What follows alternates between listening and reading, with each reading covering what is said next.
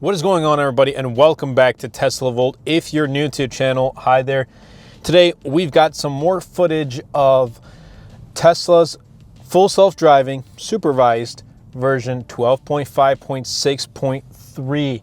This is the best that you can get right now with full self-driving, because here's the thing, like once version 13 comes out, and that's being hyped up a lot, it's going to get even better. Like, this is already super good, and it's only going to get even better from there.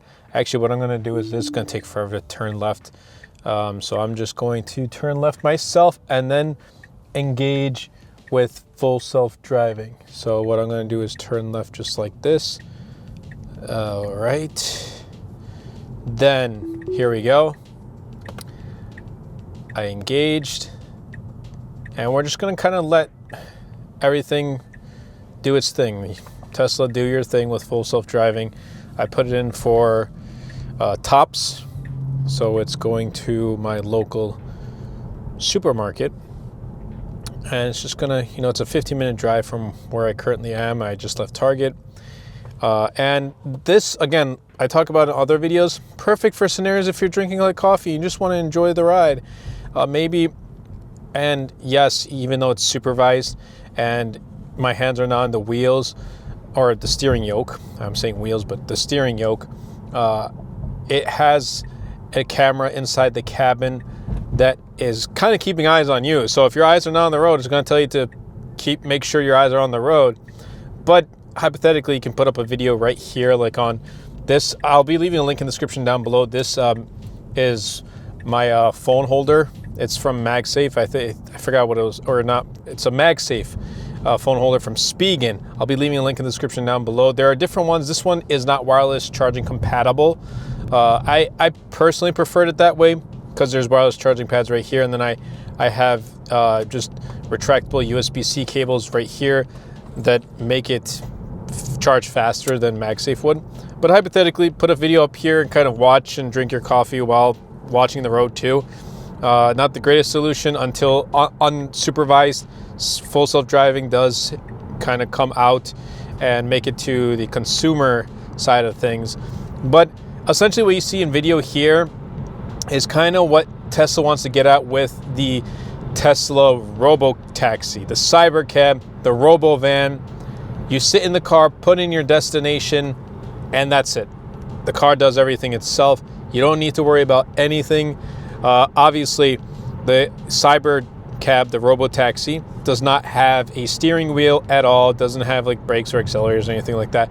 It's literally like a two-seater. You sit in, as the infotainment screen, so you can watch a movie while you're going to your destination. Or if, let's say, you're going to work and you want to kind of knock out some emails, you can do that. Or you're late and you didn't have breakfast, have some breakfast in the car, whatever it is, like have your cup of coffee in the car and you'll be all set. But this is what I love. I keep my eyes on the road while drinking my coffee. And by the way, if you live in an area that has Tim Hortons, amazing coffee. Much better than Dunkin' Donuts, in my opinion. And actually, I think it's better than Starbucks too. Again, this is my personal preference. I do like coffee in general, so I would drink it from all three of those places. But Tim Hortons is top. It's a top for me. And just regular coffee. It's not like a latte or cappuccino or anything like that. Just a regular coffee from Tim Hortons. And sometimes you just let the car drive. You just sit there in peace. Or there are instances where I'm like, hey, I'm feeling lazy today. I don't feel like driving. Just put it in my destination, and I let the car do its thing. Granted, the weather has to be pretty good. If it's raining, like light rain, I've had it work, and I put up a video on the channel. But if it's like, and we're gonna see in the snow how it works in the snow. This will be my first winter with the Model 3, like first official winter. I got it at the end of the winter, so I got it in March of 2024, so which was the end, so I didn't really get to see that much snow. But this is going to be the first official winter with the car itself, but also with full self-driving, and see how it performs. I'm going to have to be a little more careful with it, okay, because you don't know how it's going to react to snow especially. But when there's rain, it's not going to work that well. So that kind of makes me like, it begs the question, how is the Robo-Taxi, the Cybercab, going to work in weather conditions like that? as well, especially if you live in harsh weather conditions. It's going to make things a little bit difficult, but I'm still optimistic. I'm still optimistic for what Tesla has coming in store for 2025. And that also kind of brings me to, I want to make a separate video about it, but quickly, like, kind of talk over it about what to expect in 2025, especially when it comes to full self-driving. We're going to be getting version 13 soon. I don't know when, maybe sometime before the end of 2024, I hope. But definitely, if not in early 2025, we're going to see like the first rollout of unsupervised full self-driving. We'll probably see some more updates to Robotaxi and Robovan, at least what's going on type of thing. So in that aspect, I'm excited. But then there's Tesla stock too. And I never made a dedicated video about Tesla stock, but I've been investing in Tesla stock little by little, and I am going to invest in a little bit more as well. So the more I invest into, I feel more confident that it's going to keep going up. So that's just, this is not financial advice or anything, but I've invested into Tesla and I've seen positive return from it overall. So I'm very happy with my investment into Tesla, and I'm going to keep on investing, and I can't wait to see it continue to grow in value. I think as a company, they're doing great things, and it's not just the full self-driving, it's not just the stock itself. They're making good products too. But again, I want to leave that what to expect from Tesla in 2025 for a separate video. So make sure to subscribe to the channel if you haven't already. And we'll just continue this drive like this and kind of talk about things. I recently hit 13,000 miles on the Model 3. Normally, I don't drive this much in even less than a year. I won't drive this much. But the thing is, I bought this vehicle. I've made countless videos on the channel, but outside of the channel, I just like driving the car. And that obviously accumulates miles. And I also went on a pretty decent amount of road trips with this, whether it be like a 150-mile trip, whether it be a 200-mile trip, 300-mile trip, and going back and forth. It adds up very quickly. So I'd probably assume that if I didn't go on any road trips that just did local commute, I'd probably be less than 10,000. I'll be completely honest with you, less than 10,000. But even after 13,000 miles, the car, obviously, that's to be expected. It's not going to break a sweat. It's still going to perform, and I believe this car still performs like day one. Phenomenal, picks up quick, it's smooth. The only thing I noticed is when I first picked up the car, I'd get like 100%, 330 something odd miles. Now I'm getting a little less than that in the high 320s, like max 330. So I did lose like a couple miles of range at 100%, but it's, whatever. And I also noticed that when I charged 80%, which is pretty much every day, I used to get 265, 266. Now I'm getting 261, 262. So I lost about 4 to 5 miles of that when I charged to 80%, which is, it's fine, whatever. I am using this more locally than I am on long road trips. But I also recently, and I don't know if this video is going to go up before or after my camping video, but I did go camping and I did sleep in my Model 3. And it was good. It was comfortable, but I'll leave that for the video. And it was a good experience. It kind of makes me want to go on more road trips with the Model 3 and obviously throughout that period make content through it, whether it be for Tesla Volt or whether it be for MTG Productions, my main channel, which is almost at 43,000 subscribers at the time of this recording. And then I'm also working on my Pokemon TCG collecting and investing channel, Dose of Pokemon. And I'll be leaving links in the description down below to these channels. And we recently passed 1,000 subscribers here on Tesla Volt, so huge shout out and huge thanks to you guys.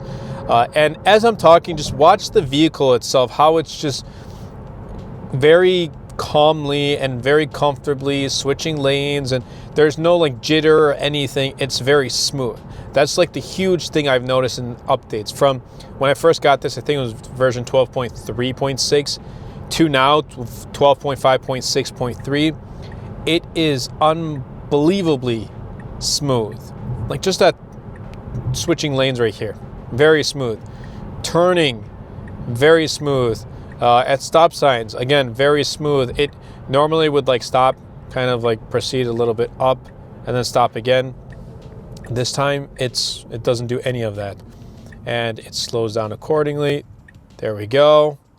And it gives enough space, so there's enough space in between me and the car in front, and picks up accordingly. And it's pretty good with its turn. Right here, I can't really tell the lines, but that's not really its fault. The white line was kind of faded, so that only makes sense. But yeah, it drives the speed limit, whatever you put it to, and I really like full self-driving. I really do. I use it every day. Outside of this video, I use it every single day. Whether it be like if I'm going like on I'll usually use it if I'm driving like 10 minutes or more. If like I just don't feel like driving, whatever it may be, then yes, I use it every day. Just put in short terms, I use it every single day. And yeah, you're gonna pay every month for it for full self-driving, or you pay in full, but I get my worths out of it, and I'd like to share these types of videos so you guys can see how it really works. And the reactions I've got with people who have sat in the car when I did full self-driving, they're just like, they're also surprised, shocked, because like I was also the same too when I first sat in the car watching the car drive itself. It's just something we're not used to seeing in real life. Maybe in movies and TV shows, yeah, but or in like animes, whatever it may be, but in real life, seeing a car drive itself from point A to point B without you having to interact at all is just a different experience. Now it's just become of norm. Like I feel like it's just a part of the car, and I discussed this part about it in a past video. But if hypothetically I were to look for a different vehicle, I would put in the fact that I kind of want to have full self-driving. And I know there are, like, let's say I wanted to get a Honda Prologue, and I probably would get another EV after this, but if I want to get a Honda Prologue, it doesn't have full self-driving. And there's different arguments to that too, and like you can't expect every car manufacturer to have that technology one, but like I've gotten so used to it, just has become a part of my driving experience and something I would look for in a future vehicle. So that being said, I'd probably end up picking up another Tesla, which that may be the case. My dream is obviously, like one of my dreams is obviously to have a whole fleet of Teslas, whether that be, having this Model 3 refresh, having the Model Y refresh when that does come out, Cybertruck, and then robo-taxis. Model X and S, they're great. They're a little too much, like, they're out of, if I had the 3 and Y, I'd be perfectly fine, perfectly content. I hope Tesla does make a van, like a cyber van or a model van, not the robo van, but like a van that you can actually, like a camper van maybe. I would love to have a camper van. That would be phenomenal. I think if it came out with a camper van, I would buy that without thinking twice. I would literally place an order and buy a camper van, and we'd make some good stuff with that camper van, make some great content. But yeah, right now it's going actually under the speed limit. It's 35, it's going 33, which I'm fine with. It plays it safe, but it was a smooth ride, and I was able to sit here, watch the road, and kind of comfortably speak to you guys about just Tesla in general. But here's what I have to say, ending things off as I am pulling into the supermarket. If you have the budget, invest in Tesla stock. Well, I don't want to end it off like that because it's not financial advice, but I'll put it this way. I invested in Tesla stock and I've seen the return. And this may happen with other stocks too, but if it does go down, or like you kind of want to put in the amount that you're willing to lose. And so far, I haven't lost from Tesla. And it's only been going up from here. So what I've been when people ask me, hey, what do you think about Tesla stock? I tell them, hey, I think it's a great investment, but it ultimately comes down to you. So for me, I think it's great. I think it's a great stock to invest into, to look into, to research more into. And they're going to do some great things in 2025. But yeah, full self-driving, we still don't have that thing where it pulls in and parks for you, so you kind of have to disengage and do it yourself. But this is it. This is full self-driving for you. version 12.5.6.3. It was a good ride, very smooth. Excited for version 13. I hope you guys did enjoy it. I'll catch you guys in the next video.